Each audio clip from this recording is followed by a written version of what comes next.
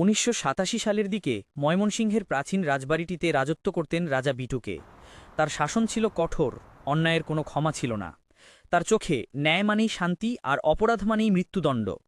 রাজবাড়ির পাশেই ছিল একটি ছোট্ট গ্রাম। সেই গ্রামেই বাস করত এক কুখ্যাত চোর, নাম রাইস্টার। রাইস্টার ছিল ধূর্ত ও দ্রুত।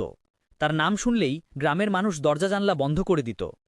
কিন্তু একদিন ভাগ্যের খেলায় সে ধরা পড়ে যায় রাজা বিটুকের সৈন্যদের হাতে। রাজা যখন ফাঁসির নির্দেশ দিতে যাচ্ছিলেন, তখন রাইস্টার হাঁটু গেড়ে ক্ষমা চেয়ে বলে, মহারাজ, আমি আর কখনো চুরি করব না। আমাকে একবার সুযোগ দিন, আমি মানুষের উপকার করে আপনার নাম উজ্জ্বল করব। রাজার মন নরম হয়ে যায়।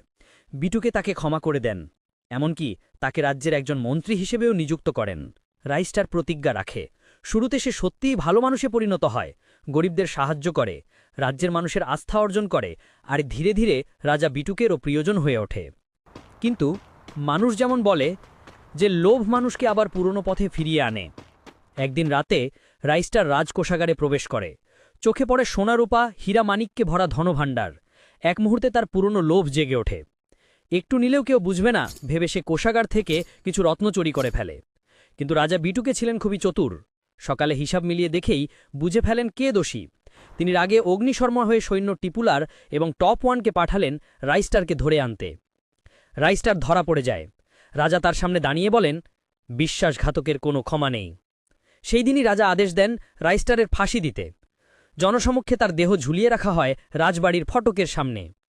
কিন্তু রাইস্টারের মৃত্যু যেন সবকিছুর শেষ নয়, বরং এক ভয়াবহ সূচনা।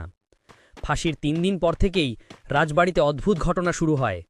রাতের বেলা কেউ কেউ দেখত রাজকোষাগারের পাশে একটা ছায়া হাঁটছে, মাথা নিচু, গলায় দড়ি ঝুলছে। রাজপ্রাসাদের দরজা জানালা নিজের থেকেই খুলে যেত। সৈন্যরা অজ্ঞান হয়ে পড়ত, কেউ কেউ নিখোঁজ হয়ে যেত। লোকজন বলতে শুরু করল, রাইস্টারের আত্মা ফিরে এসেছে প্রতিশোধ নিতে।